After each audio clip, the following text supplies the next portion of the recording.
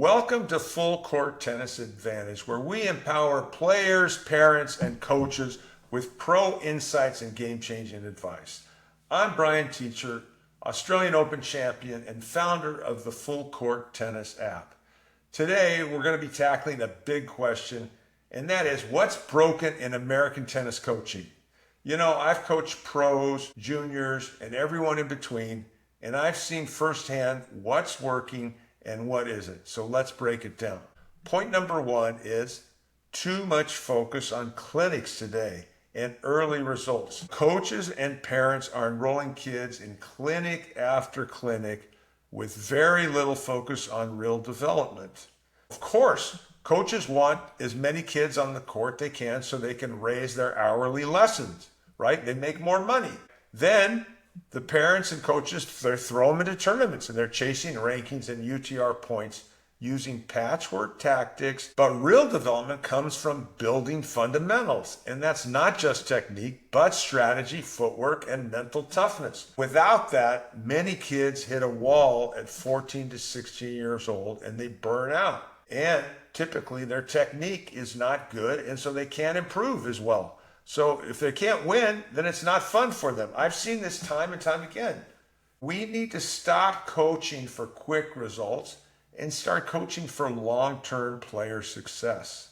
The fix is to shift the focus to building foundational skills across all areas of the game: technical, physical, strategic, and mental. Point number two is a lack of individualized coaching. Just like I said, you don't get better by attending clinics. What you get better by playing matches. You got to learn to solve problems. You got to understand different styles of play, and refining your strategy and your technique needs to improve with the different styles of play. So most programs treat all the kids the same drills, the same approach, the same expectations.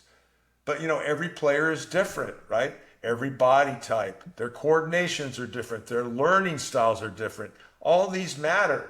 Players who struggle, and there's a lot of them today that just struggle with basic athletic skills.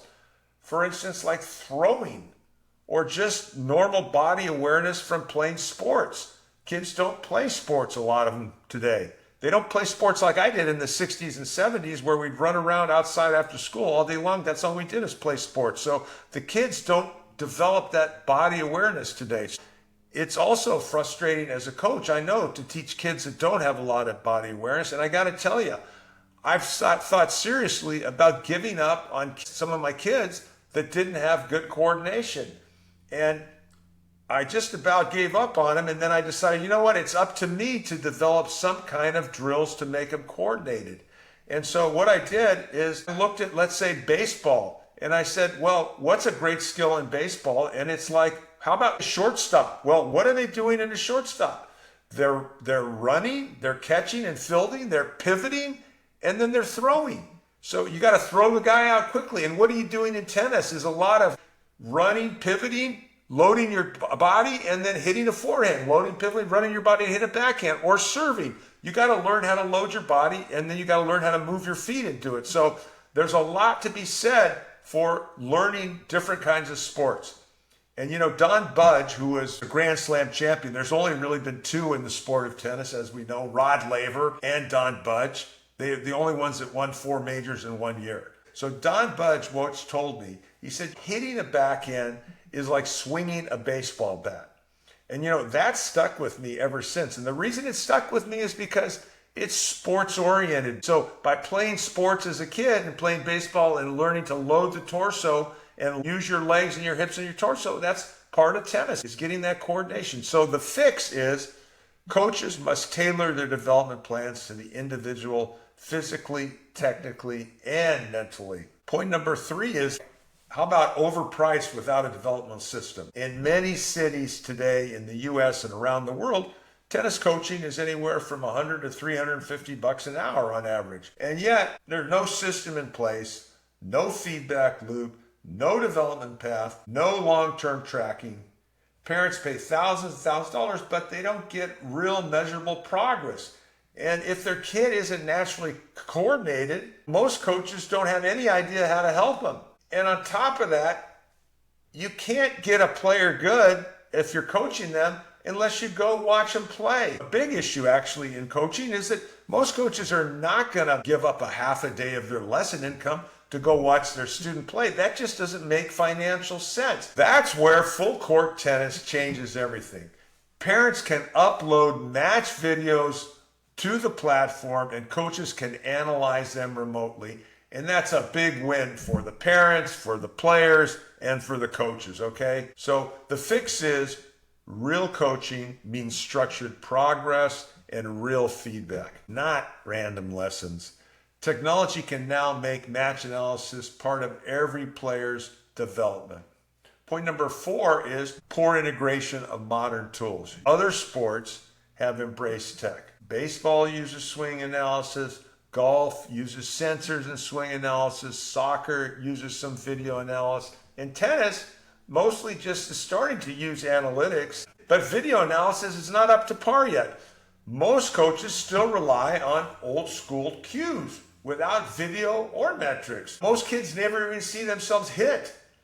But once they do, I'll tell you, the light bulb goes on. Inside the Full Court Tennis app, you can compare your strokes side by side with the pros in the FCT Pro library. You see what's wrong. You visualize what's right. The pros all have different styles, but just like top chefs have different recipes, right? If they're baking a chocolate cake, they have different recipes, but it's still a chocolate cake. It's the same with the top pros. Every great stroke shares the same ingredients with footwork, balance, contact point, and timing. We don't have to reinvent the wheel. We just have to study it. So the fix is bring video into every lesson. Use slow motion, annotation, compare side by side with the pros. Teach visually because what the eye sees, the body can learn. Point number 5 is just lack of mental skills training. Tennis is 90% mental at the high levels, but almost no one trains the mental side early. Now, I've seen videos of Novak Djokovic talking about how he meditates and how he does affirmations. What does meditating do? Well, you have to sit with yourself and you have to just breathe. And what do you do on the court? You have to stay calm and you have to breathe and you have to clear your mind. And that's what meditation does. And the affirmations, then you bring the positive things that you want to bring to your game and you think about it and you use those affirmations. So you have to be really clear on the court. And I think it's great that he does that, and people should start taking it to heart, because if a top player does it, it works for him, it could work for you too. There's no question about it. And I've known Taylor Fritz's dad, for instance, since we were teenagers, and I followed Taylor since he was a junior, and what I admired about him was he had this amazing trait that he wanted to compete. He wanted to get out there and he wanted to play against kids his own age and beat them. And you know what? I would watch him. He'd travel around the country playing tournament after tournament, and then he'd travel around the world. He'd go to Japan, he'd go to the UK. He was traveling everywhere because he wanted to win and prove that he could beat the kids at his own age group, which is huge. Instead of playing up, you beat the kids you're supposed to win, because that's where the real pressure was. And I'll tell you, that competitive fire, that willingness to fail and grow, helped Taylor to rise to 4 in the world today. But most kids today don't get mental training. They're taught strokes in a clinic, but not how to compete, not how to handle losses, or stay calm under pressure. It's no wonder that many talented kids collapse mentally in tight moments.